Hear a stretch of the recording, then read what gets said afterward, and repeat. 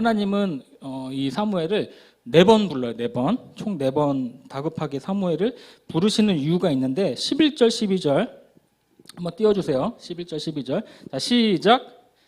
께서 사무엘에게 이르시되 보라 내가 이스라엘 중에 한 일을 행하리니 그것을 듣는 자마다 두 귀가 울리리라. 내가 엘리의 집에 대하여 말한 것을 처음부터 끝까지 그날에 그에게 다 이루리라. 내가 엘리의 집에 대하여 말한 것을 하나님께서 다 이루시겠다라는 거예요. 이건 뭐냐면 엘리 집안에 대한 하나님의 심판을 의미합니다. 하나님의 심판이에요. 하나님이 뭔가 지금 화가 나셨어. 근데 심판의 내용은 2장 30절에서 34절까지 한번 띄워주시고요. 보시면 2장 30절 내용을 보세요. 30절만 한번 읽어볼게요. 자, 시작. 그러므로 이스라엘의 하나님 나 여호와가 말하노라. 내가 전에 내 집과 내 조상의 집이 내 앞에 영원히 행하리라 하였으나 이제 나 여호와가 말하노니 결단코 그렇게 하지 아니하리라. 나를 존중히 여기는 자를 내가 존중히 여기고 나를 멸시하는 자를 내가 경멸하리라. 하나님의 이제 심판의 메시지가 나와요. 그 31절부터 이제 34절까지 눈으로 한번 보세요. 31절 저 파란 글씨만 보세요. 하나님이 뭔가 화가 나셨어. 이 엘리 집안에 대해서. 내가 너희 조상의 지파를 끊어버리겠다. 32절. 내 집에 영원토록 노인이 없게 할 것이다.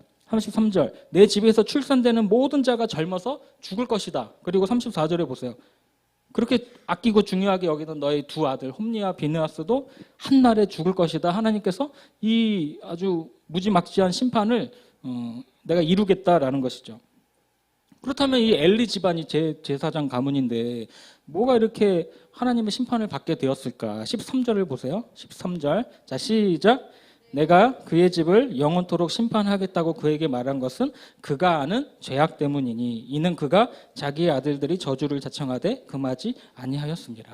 하나님이 이 엘리의 집을 심판하시겠다고 하신 첫 번째 이유가 뭐냐면 그가 아는 죄악 때문이다. 그가 알고 있는 죄악 때문이다. 여기서 그는 누구예요? 엘리 제사장을 말하죠.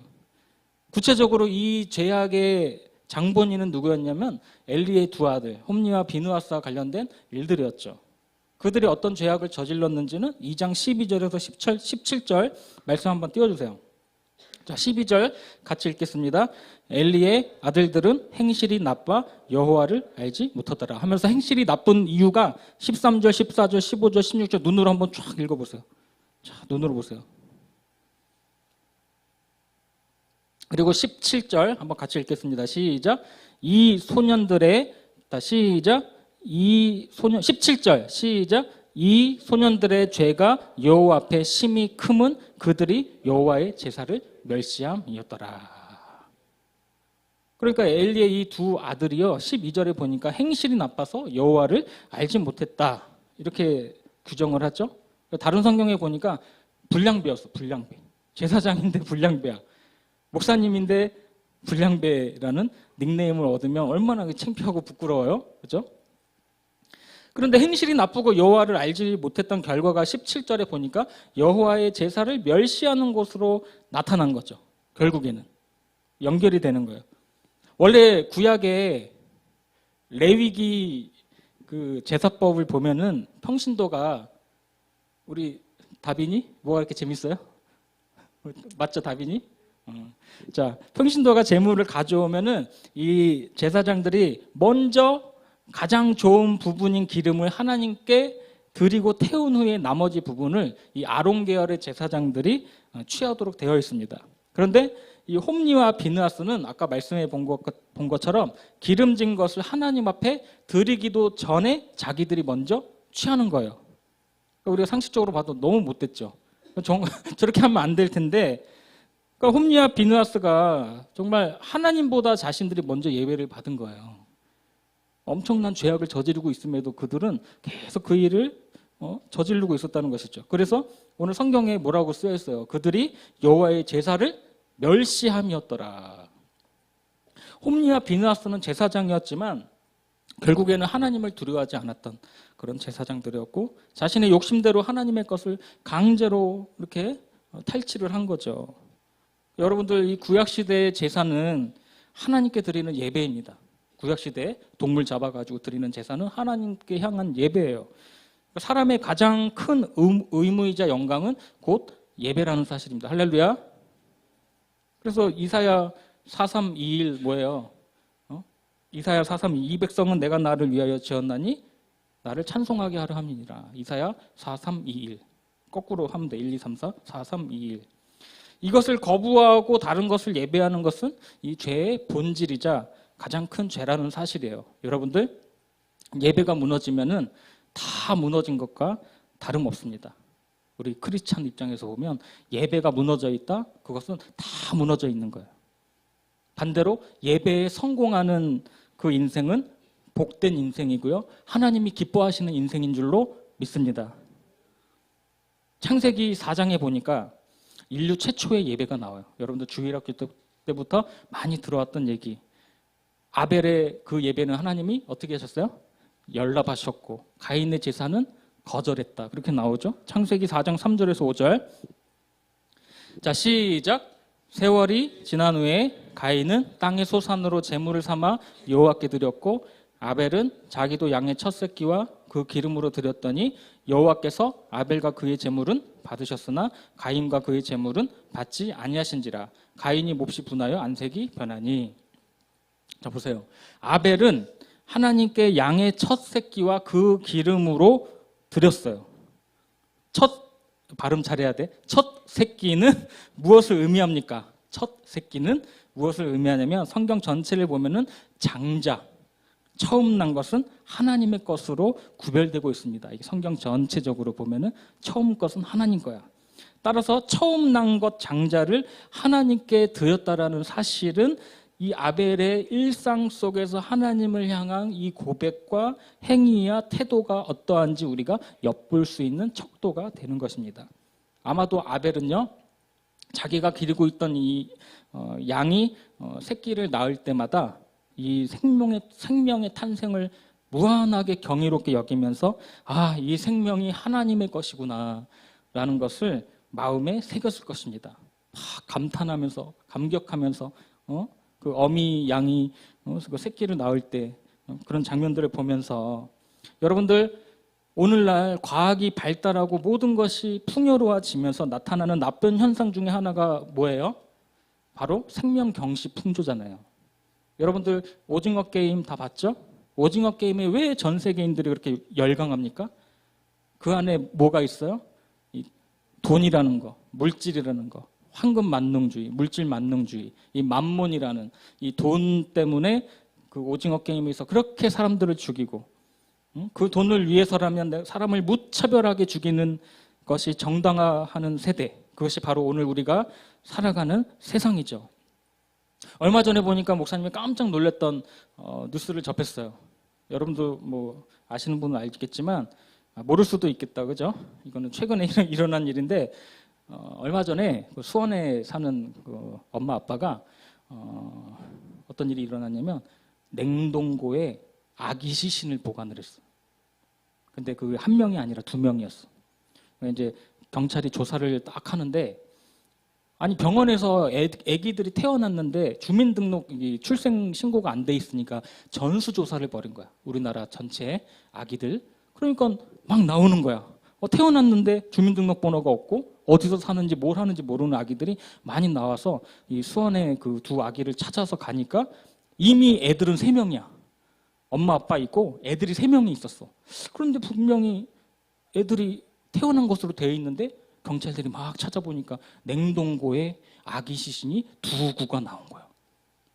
그러니까 그 경제적인 이유였대요. 경제적인 이유로 아기를 낳고 키울 수가 없으니까 어떻게 죽인 다음에 냉동고에다가 2년 동안 3년 동안 보관을 해온 거예요. 이번에 다 드러나게 됐습니다. 2018년, 2019년 여러분들 생명경시 풍조죠. 오늘 사는 우리 세상이 이렇다는 거예요. 오징어 게임 2가 나온다는데 이제 볼 거예요?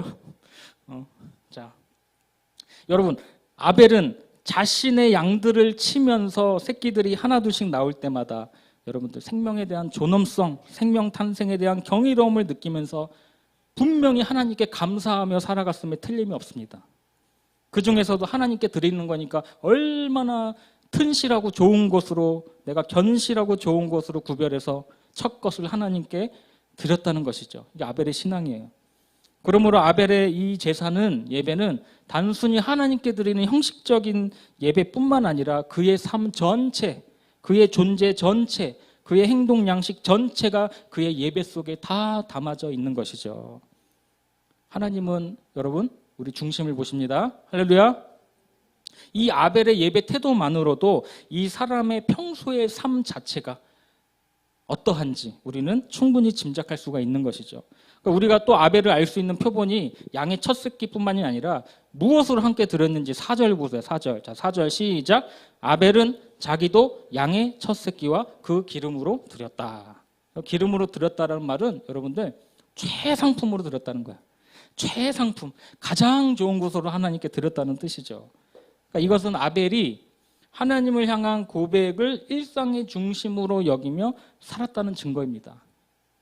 매일매일 하나님을 생각하면서 큐티하고 그 은혜에 감사드리면서 늘 자신의 마음의 중심에 하나님을 모시고 살아갔다는 거예요. 이 아벨이.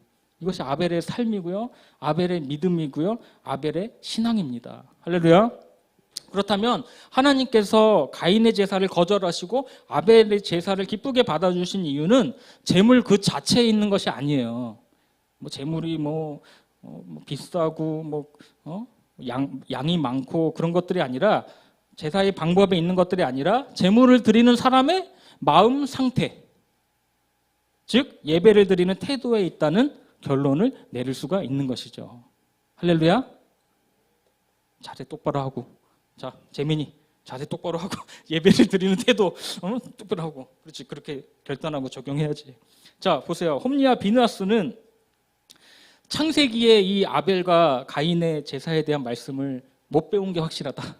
주일학교 설교 때 졸았다. 목사님은 그렇게 생각을 했습니다. 하나님을 알지 못하는 무지가 이러한 결과를 나타냈다는 거예요. 그런데 또 다른 죄가 있어요. 이 홈리와 비느하스가 2장 22절. 자 시작. 엘리가 매우 늙었더니 그의 아들들이 온 이스라엘에게 행한 모든 일과 회막문에서 수종드는 여인들과 동침하였음을 듣고, 이제 막 나가는 거죠. 이 제사장들이 막 나가는 거야. 과연 이런 일들이 일어났다는 사실이 성경에 기록되어 있다는 걸 얼마나 부끄럽고 창피한지 몰라요. 동침이라고 하는 말은 먹는 동치미가 아니고 동침이라는 말은 히브리어로 샤칼라브라는 단어인데 영적인 간음, 종교적인 간음을 의미합니다. 그러니까 소위 제사장이라고 일컫는 이 엘리의 두 아들이 성소에 들어오는 여인들을 지속적으로 반복적으로 범해왔다라는 사실이에요.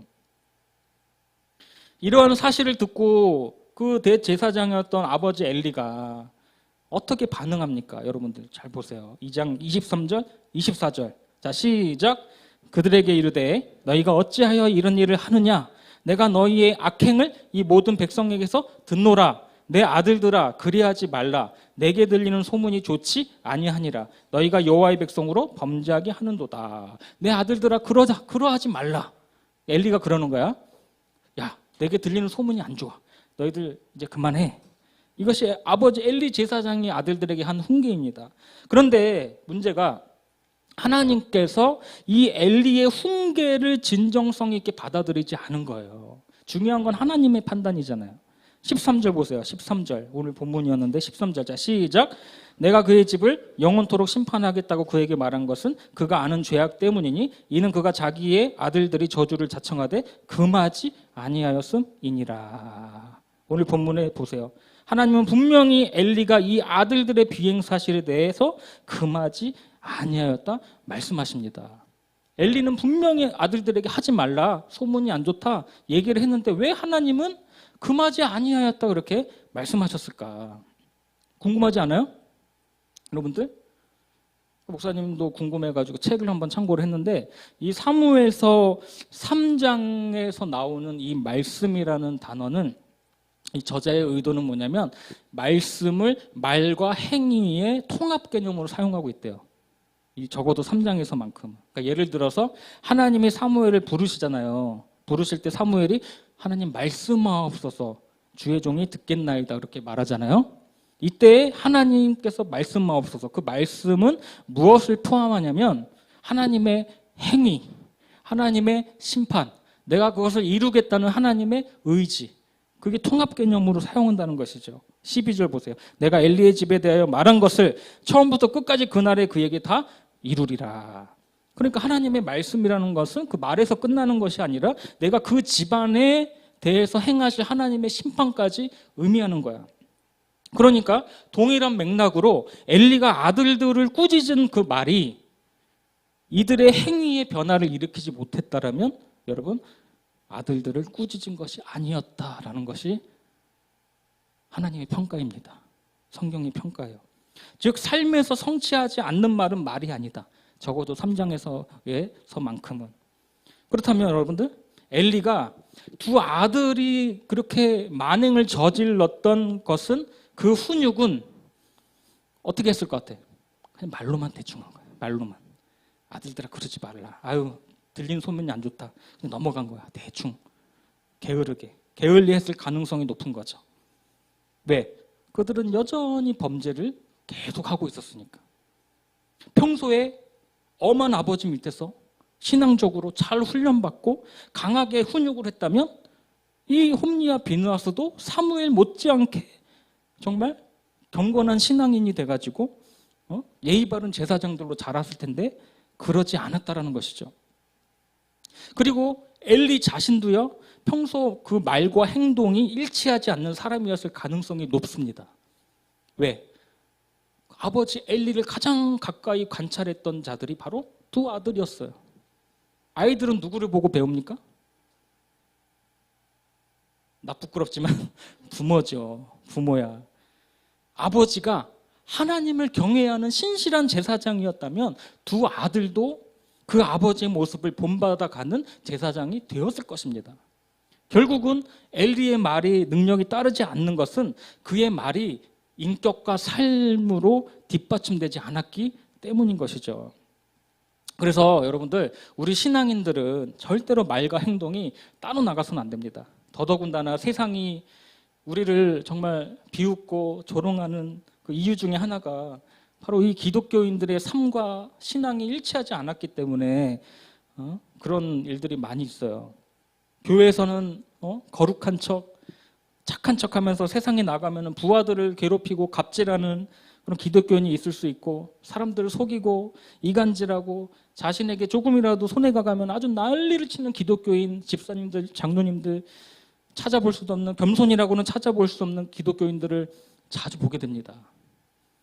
삼성전자 어느 과장님이 예수 믿기 전에 그렇게 부하들을 갑질을 했대요. 주일에 교회를 왜 나가냐 이 XX 놈들아, 나 부장으로 진급해야 되는데 이것들이 말이야 교회 간다고 그러고, 내가 너 인마 막 갑질하고 괴롭히고. 그런데 이분이 예수 믿고 회개를 했어요. 그래서 교회 강단에서 간증을 하는데 3분짤로 보시죠. 삼성전자 과장으로 근무할 당시 젊은 나이에 빠른 승진으로 기세에 등등한 나였고, 나에게는 200여 명의 사원에게 인사권을 행사할 수 있는 오만한 자리였다. 당시 내 눈에는 부장으로 진급하기 위한 실적만이 존재했고 그 외엔 아무것도 보이지 않았다. 또한 부하 사원들은 내 진급을 위한 도구로만 생각했지 그 이상도 그 이하도 아니었다. 그날도 실적 달성을 위한 주일 출근을 모두에게 전달하고 아니나 다를까 잠시 후 10여 명이 특권을 빼달며 찾아왔다.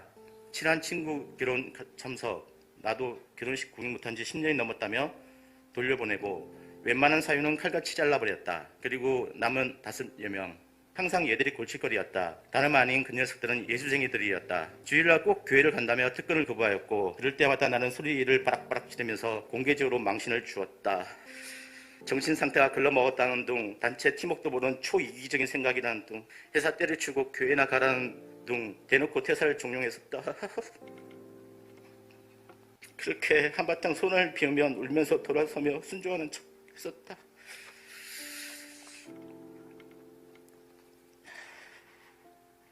화가 덜 풀린 나는 인사팀에 전화해서 왜 예수쟁이를 뽑아서 문제를 일으키냐고 똑바로 하라고 소리 고래고래 지르며 전화기를 집어던진다. 그리고 공포 분위기를 조성하고 두 번 다시 이따 이유로 되돌지 못하게 엄포를 놓았다. 왜냐하면 나는 누구보다도 먼저 부장으로 진급해야 했었고 그것만이 내 능력이 끝판왕이었다. 그런 실적 위주의 밀어붙임은 윗사람에겐 능력자로 인정받았지만 부하 사원들에겐 악명 높은 악마로 통했다. 오죽하면 내 별명이 외지, 또지, 막지, 거지였다. 이걸 풀어보면은 윤과장 오늘 왜 지랄이냐? 야, 또 지랄이다, 또 지랄. 막 지랄이다, 이제 그만 좀 지랄하라 그래라. 완악하고 완강한 바로왕처럼 나에게 많은 이적을 나타났지만 나는 아무것도 느끼지 못했었다. 그 당시엔 그랬다. 몇 명은 경기도 못한 퇴사한 사원도 있었는데 나를 위해 실족한 건 아닐까? 이런저런 매질이 내 마음을 사정없이 때렸다. 나는 그 후배 사원들과 주님께 너무 미안하고 죄스러워 무릎 꿇고 기도했다. 주여 용서해 주세요. 이 죄인을 용서해 주세요. 아침 출근 시간을 넘기고 한참을 회개하며 울었다. 너무 많이 울어 눈이 퉁퉁 부었고 오전 출근을 못하고 내내 헛되다.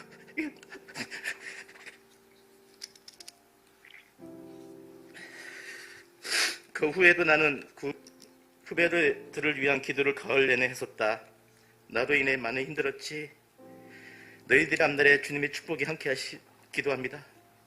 이렇게 완악한 나를 주님께서는 받아주셨고 나로 인해 온갖 조롱과 고통도 죽음도 마다하지 않으시고 십자가의 길을 걸어가셨다.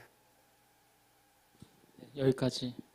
볼 때마다 울컥하는데 여러분들 이분의 진심이 통합니까? 삶과 신앙이 우리 그리스도인들이 일치하기를 노력해야 돼요. 우리 힘으로 할 수 없지만 성령님 의지하면서 성령님 인도하심 따라서 그래도 내가 최소한 학교에서 학원에서 친구들 만날 때마다 선생님들 대할 때마다 여러분들 이기적으로 하지 말고 내가 조금 손해보고 그렇다 하더라도 주님을 위해서 받는 고난이라면 내가 기꺼이 동참하겠다 이런 그런 믿음이 있었으면 좋겠고요. 우리 선생님들도 마찬가지고 신앙과 삶이 조금씩 일치해져 가는 그런 놀라운 은혜와 축복이 경험되기를 축복합니다. 말씀을 마무리하도록 하겠습니다.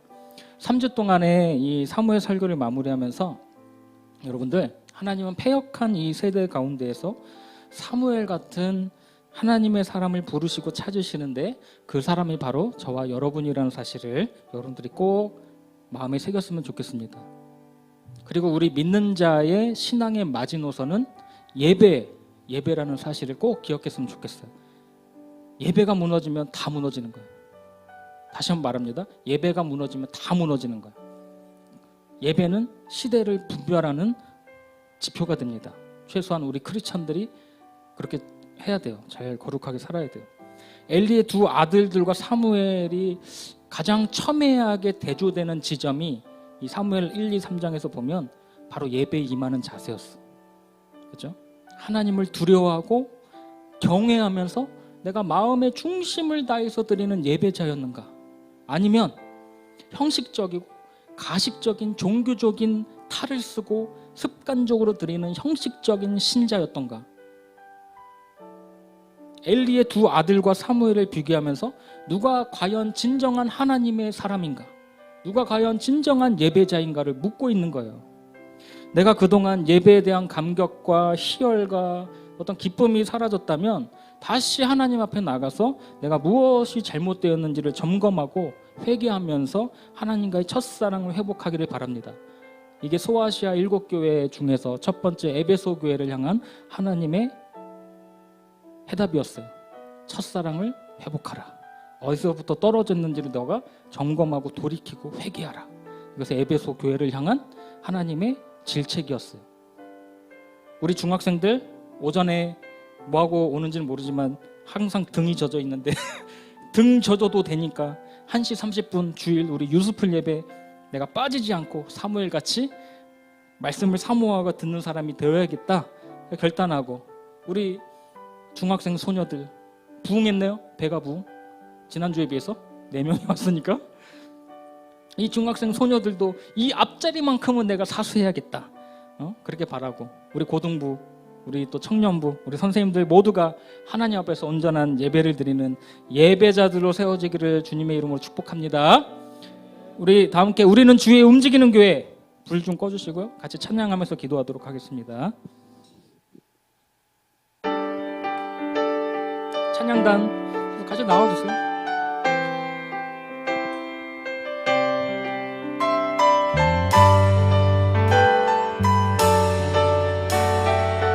우리는 주의 움직이는 교회.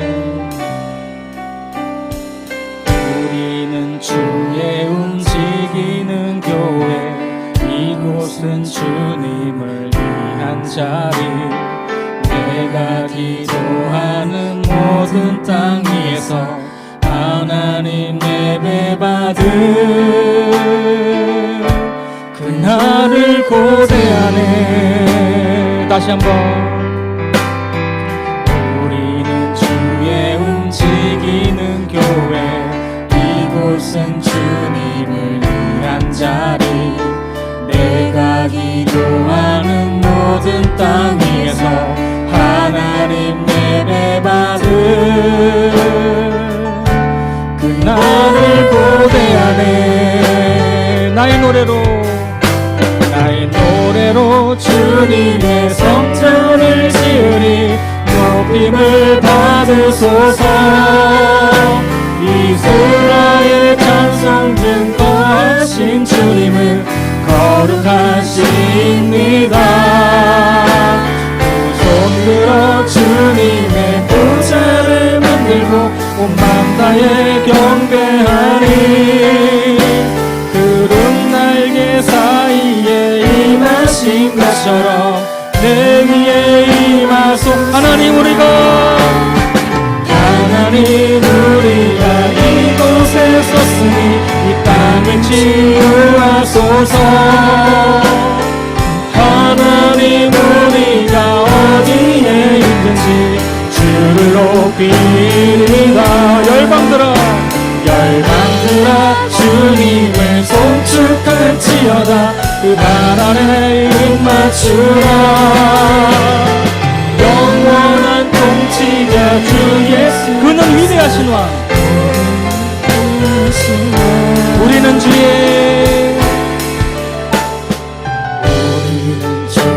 움직이는 교회.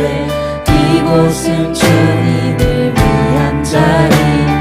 내가 기도하는 모든 땅 위에서 하나님 예배받을 그날. 우리 한 번 더. 우리는 주의 움직이는 교회. 우리 다 일어나서 찬양합시다. 우리는 주의 움직이는 교회. 이곳은 주님을 위한 자리. 내가 기도하는 모든 땅 위에서 하나님 예배받을 그날을 고대하네. 나의 노래로 주님의 성전을 지으리. 높임을 받으소서.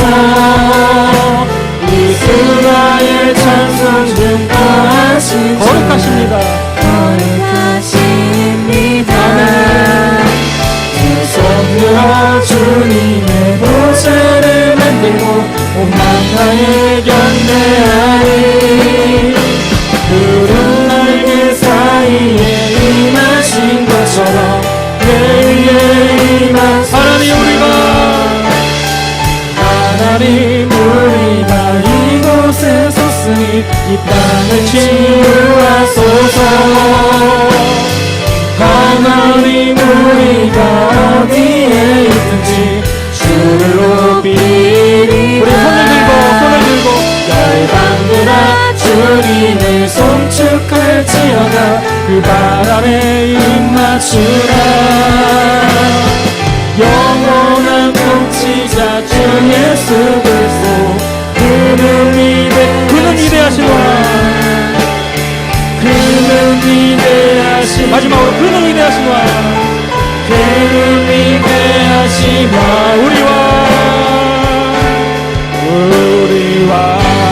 우리 함께 동성으로 기도하기를 원합니다. 하나님, 우리 예배가 온전히 하나님께만 드려지는 예배되게 하시고 하나님과의 첫사랑의 감격을 다시 한번 회복하게 하여 주옵소서. 우리의 삶의 예배에서도 우리의 말과 행동이 일치되는 삶을 살게 하시고 우리가 또 수련회 위에서도 우리 다 함께 뜨겁게 주여 한번 부르고 통성으로 기도합니다. 주여 하나님, 우리 예배가 온전한 예배가 되기를 원합니다. 하나님께 드려지는 우리 예배가 합당한 예배가 되기를 간절히 원합니다. 온전한 마음으로 신령과 진정으로 드려지는 예배가 되기를 원합니다. 우리의 마음과 뜻과 목숨과 힘을 다하여 우리 하나님을 사랑하는 우리의 신앙인들이 될 수 있도록 주님 인도하여 주시옵소서. 우리의 말과 행동이 일치되는 삶을 살게 하여 주시고 더욱더 겸손하게 신실하게 정직하게 살아가는 우리들 될 수 있도록 주님 인도하여 주시옵소서. 우리의 인격과 삶에 신앙이 일치될 수 있도록 더 낮아지고 더 겸손한 사람이 되어서 예수의 참된 제자들로 이 땅에 세상에 선한 영향력을 선포하고 세상이 감당할 수 없는 믿음의 사람들이 되어서 하나님의 살아계심을 선포하고 간증하는 우리들 될 수 있도록 인력사하여 주시옵소서. 우리 수련회가 다가오고 있습니다. 하나님, 기도로 준비하게 하여 주시고 악한 어둠의 권세는 예수의 이름 앞에 떠나가게 하여 주시고 우리의 수련회가 하나님의 기뻐 받으실 진정한 예배 될 수 있도록 인력사하여 주시옵소서. 하나님, 한 사람 한 사람이 주님 앞에 경비함으로 나아갑니다. 하나님, 우리의 마음의 중심을 하시오니 하나님의 삶의 예배를 받아주시고 하나님, 우리가 더욱더 주님 앞에 신실하게 정직하게 주님 보시기에 깨끗한 삶을 살아갈 수 있도록 인도하 주시옵소서. 이 마지막 때 우리들을 사무엘로 삼아주시고 불러주셨사오니 하나님, 우리 유스풀 모든 지체들 우리 주님이 인정하시는 기뻐하시는 삶의 예배자들로 삼아 주시옵소서. 하나님, 우리 예배를 받아 주시고 하나님, 우리의 예배를 통하여 영광 받아 주시고 하나님, 신령과 진정으로 주님 앞에 예배드리며 나아갈 때 하나님, 우리의 예배를 합당하게 받아 주실 줄로 믿습니다.